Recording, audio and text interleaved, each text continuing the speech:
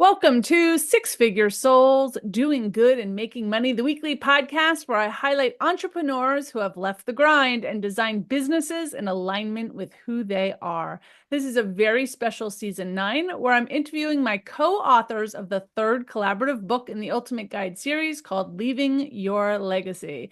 I'm your host, Camille Miller. I'm a business strategist and designer, life amplifier, founder of the Natural Life Business Partnership and Soul Professional Society. And my newest launch is the Soul Professional Business School. Today, I have in the studio with me Dr. Dora Wolfe. She was one of my co-authors. Her chapter is Leading with Love and Authenticity, Stepping into Your Truth to Make a Difference. Dr. Dora Wolfe is a licensed clinical and integrative psychologist. Hi, Dora. Thank you for being with me today. Thank you for having me, Camille. So I'd love to start off the podcast just talking a little bit about you, what you do in the world, all your great gifts. You want to tell us a little bit about you? Sure. So I'm a licensed clinical and integrative psychologist, as you mentioned. Mm-hmm. I spent the first 20 years of my career running a private practice that was also a training facility. So we had lots of psychologists and therapists and students there, and I specialize in trauma and attachment issues. Okay. Um, then more recently, I decided that it was time to make a change. So I intentionally migrated out of private practice and decided that at this point in my life, I really feel like what's important to me is to share as much information as I can about mental health as possible. And so I was looking to expand to a larger platform, which brought me to social media. And I am really undertaking right now that task and coming up with ways to educate people about mental health. Because I think it's such an important topic and it's something I'm so passionate about that I'd like to be able to reach as large of an audience as I can. Yeah. Can you, just for our listeners, explain what an integrative psychologist is? Sure. So I learned pretty early on in my career that if I was going to make the most positive change working with patients, I needed to step outside of the traditional box of talk therapy. And as a lifelong learner, I literally grabbed everything I possibly could and educated myself, trained myself on all kinds of modalities. So everything from biofeedback, neurofeedback, EMDR, somatic processing, those are all kind of psychological modalities that you can use, to nutrition, exercise, yoga, meditation. I really look to grasp as integrative as a treatment plan as I could for my patients so that whatever they were facing, we could help them make the best progress possible. I love that. So what I'm hearing is you're actually doing the whole person, not Yes, just for sure. not just a piece of trauma and Yeah, what has happened after that, but the person as a whole. absolutely, because everybody is going to experience things differently. Mm-hmm. Everybody diagnostically is going to look differently, and people respond to different things. So Right. I always looked at the work that I did with my patients very collaboratively Mm-hmm. and sort of offered them the possibilities of what we could utilize in treatment to help them. And then together we would kind of pick and choose what best served them and what worked for them. Yeah, I love that. So you don't do the one-on-one big practice like you used to have. Is that what I'm hearing? Not anymore. Nope. Okay. I stepped away from that. Like I said, I've spent about the last year and a half just kind of regrouping and Okay. figuring out, what's the next move. Okay. So I was able to do things like get involved in your project.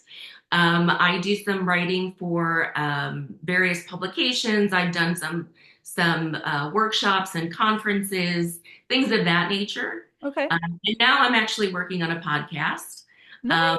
about mental health and looking to kind of see what else I can do to, like I said, reach as many people as possible. I love this. And I think it folds in so beautifully to leaving your legacy, which is, part of the book we co-authored. And I just want to mention again that your title was Leading with Love and Authenticity, Stepping into Your Truth to Make a Difference. What made you decide to be a part of the book? Let's just start there. Well, it was actually quite interesting, and it was, I'm telling you, it was serendipity because I had been sitting there thinking about this idea of legacy. As again, I was walking into this new chapter and figuring out what I was going to Mhm. do at this point in my life and what I wanted to leave behind, what I wanted to for my kids, right, and for future Right. generations. And so I had been having conversations about it and really done a lot of soul searching. And when I decided how I could leave my mark with the things that mattered most to me, I swear to you, it was 24 hours later that I received your email about being part of this book. And so Wow. I latched onto it as quickly as possible. And I thought that, like, this is meant to be. Like, this is exactly what I want to do. This just solidifies that I'm on the right track. And, I was more than happy to be a part of it. Yeah, I you were actually the first one that signed on officially. You Well, were. I'm It telling was you, early in the process too. yes, It was like I was just putting out feelers for the last book, and you're like, I'm in. But I I'm know in. we I spoke knew it. about the last book too, so you were like That's, waiting. that's right. That's right. I knew the time would be right. And again, it couldn't have been more perfect. I loved it. So, tell us what it was like to actually put your chapter together and talk about leaving your legacy. Because I think for some people, myself included, that I never know what I'm going to write until I sit Yeah. down and it just starts to come out. And Yeah. then I'm like, huh, that's so interesting, right? And then you kind of tweak it and do stuff. But sitting down and writing about the legacy you want to leave in the world is quite a big task. So tell us a little bit about like what that was like for you. So that was a really interesting process for me because, I was really anxious to get started. And I thought, okay, this is what I've been thinking about. I feel very strongly about what I think legacy is and what I want to leave behind.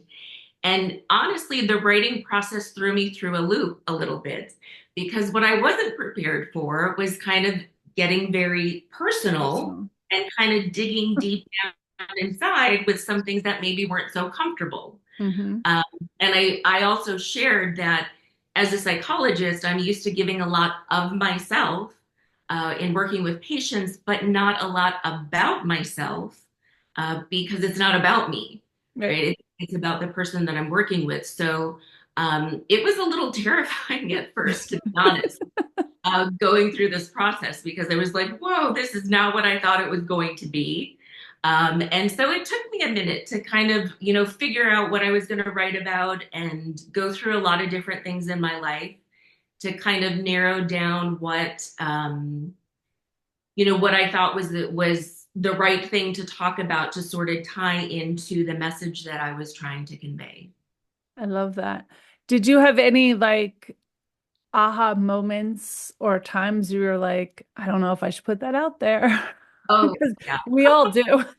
So- Yes, a lot of those because it is hard. It's very hard to take a look at things, especially, I had my daughter who's 17 Mhm. and she was helping me she's going to do wonderful things in this world, either with, film or books or something, but she edits everything. She loves doing that kind of stuff. So Nice. she was like, "Let me get my hands on this." And that was like a story that I told in the book that she didn't know about. And so it really brought out a lot of great conversation, in terms of some of the things that I had gone through in my past Okay. that we were able to kind of explore. And so that was probably one of the biggest gifts I think writing that chapter gave me was to do a lot of soul searching, remind myself I can do hard stuff and work with hard stuff, and then also bond with my daughter over some things that she didn't know about, and we were really able to kind of have some in-depth conversations. Oh, that's actually a beautiful story of folding your child into your work and your story. Very beautiful. How did you find the writing process itself, other than, you know, putting out a personal story, which you did mention was difficult? Yeah. I very much enjoyed it. Okay. I think that again, it felt so right in terms of working on this and what have you. It's always difficult because you have to, there's so much you want to say. And Yes. so trying to find that sweet spot of, making sure the words fit into the number counts. And you're saying enough, but not too much. So it was a really great exercise, I think, for me, because I'm trying to get even more involved in this kind of avenue. So that was really helpful, having those deadlines and all those things that you had to meet. Can you give us a little peek into what your chapter was like, and what your chapter is about? I should say that. Sure. So for me, I think that, leaving legacy, a lot of times we think about things like leaving our, properties, or leaving material things, leaving money, businesses, all those sorts of things, which can be very important, Hmm. right? It could be an aspect of your life. But for me personally, um, leaving a legacy was much more about being and who we are as people. And I really wanted to make sure, it makes you think about, have I lived my life that way? Have I been the role model I've hoped to be to my kids? And so it was really kind of defining things other than I think what we traditionally think about with legacy. Again, talking more about who we are as people, and our values, and our morals and our beliefs and all of these kind of things. Doing right by others, all the things that, again, I think define what we would like to leave our children, Hmm. that maybe we don't see under the guise of something like legacy. And so I was hoping to kind of bring that to the table and share that, and hope that it would resonate with other people.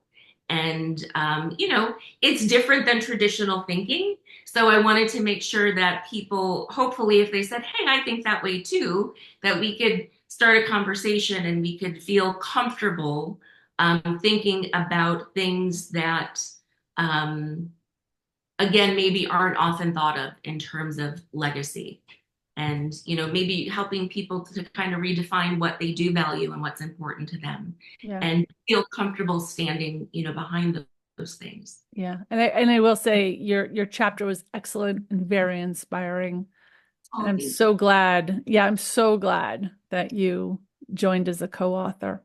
We also ask every author to share a little lesson that they've either learned, or a exercise that the reader can go to or go through, to help figure out their legacy in the world. Can you tell us a little bit about your lesson? Sure. So I think the most important thing that people can take time to really figure out is the idea of why, right? The what is your why? Why am I here? Because I think a lot of times we get stuck in the idea of, this is what I'm supposed to do, or who I'm supposed to be, or the degree that I'm supposed to get, or the job I'm supposed to get, or the money that I'm supposed to make. And we forget about why, what matters to us, who are we, what's important. And so that's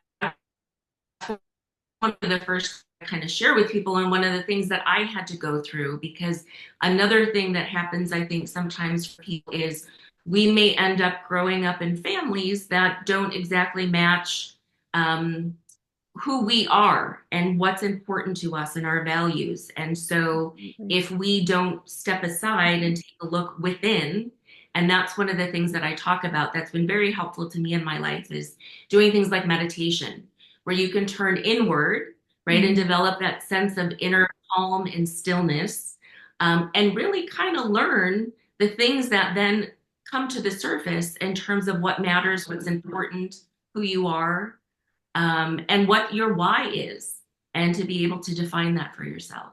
Yeah, that's so beautiful. Because I think, well, probably the people that listen to this podcast are meditators and everything, but they're I probably hope not so. thinking that a traditional psychologist would be giving that type of advice. Like that mental, like it's working through the words, but not meditating, being yourself, being authentic, living your truth.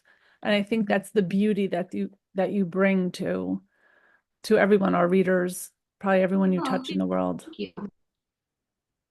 Well, actually, as I was training to be a psychologist, and I had wonderful mentors throughout my career. And I remember there was a point in my life where one of my mentors pulled me aside. I was in training, and she said to me, I'm worried about you. And I was taken aback, and I thought, why would you be worried about me? Like, I think I'm doing great. I was really burning myself out with Yeah. everything I was trying to do. I was a new mom at the time, and I was still trying to complete school, and there was just Mm. so much going on. And we had a lot of really in-depth conversations, and that's really what led me to meditation. And I ended up actually, right before she said that, or right after I should say, she said that, I ended up having to go through some health struggles. And a lot of that was stress related. And so I say that meditation really changed my life. And that's 100% true. I think that that's really what allowed me to accomplish everything I was able to accomplish, and remember my why and find my why to Yeah. begin with. So I cannot speak, more highly regarding meditation. And I encourage everybody, and I think I mentioned this in the chapter, I encourage everybody to try because I think everyone has a preconceived notion of what meditation is. Yeah. And for some people, it turns them off. They think it's a little too, woo woo, or I can't sit still for that long, or whatever it may That's be. me. And there's so many forms, there's so many different forms of meditation. Yes. You can walk, you can draw, there's all sorts of things that you can do and really be in that meditative place. So I encourage people to just kind of look into it before they're ready to write it off, and see if it makes a difference for them. Yeah. I learned that because I always thought like I was one of those people, well, I just can't do it. I just can't do it. Yeah. And I've learned that actually I can do it. And there's different ways of doing it because I walk and I think, in fact, I can quiet my mind very easily when I walk or Yeah. drive. And that's why I think I'm such a driver. I could, like, if you say, hey, I'm here, like, and you're 3 hours away, I'll be like, yeah, I'll come up. Like, like it's nothing to me to drive. I used to drive just to see my daughter 7.5 hours, just there. We'd have lunch, I'd come back. Wow. But I find that that's very meditative for me. And now I know, Yeah. right? And now my newest thing is just to get a cup of coffee in the morning and just be quiet, which is hard for me. It's hard because I just want to jump up and do stuff and Yeah. just like don't touch your phone, Yeah. just be in quiet. Absolutely. And yeah, I have a lot of work to do on that. I also, I will admit, Yeah. It's worth it but though. It's worth it. it is absolutely worth it. Yeah. Even if I can just get a few minutes and just grow on that, I absolutely see a difference. I don't think I've ever worked with somebody who I have either taught to meditate or who I've just known who meditates who wouldn't agree with the comment that um, in stillness is where you're going to find the answers. Yeah. So when we're struggling and we're trying to figure things out, if you can again find that place, that calm center, however you go about finding it, the answers are there. You will find them 100%. Yeah. I had a big breakthrough the other day. I'm going through physical therapy for my arm, and I used to be a triathlete. Like I used to do lots of things. Like I was crazy. And I just stopped. Right. And then COVID and all this stuff, like I stopped doing all of my I couldn't go to gyms anymore. There was no competitions anymore. And I just kind of, I feel like I just got old and kind of plateaued. Right.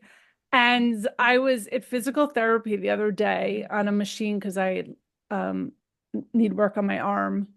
And in the repetitive motion of working out my arm, all of a sudden I had like all of these breakthroughs and clear things came through me from my programs. And I'm like, oh my gosh, this is what I'm missing because this is what I did my entire life. I was always working out and I had that quiet because it calms my mind. And Mhm. I forgot. I forgot that that was it. And I'm like, oh my gosh. So I actually took the weekend. I pumped the tires up on my bike again. And I was like, took it out and I was like, we're going to go for a long bike ride and see how that feels. And it was just like, oh my gosh, this was the quietness that I had forgotten because I found it in like working myself out.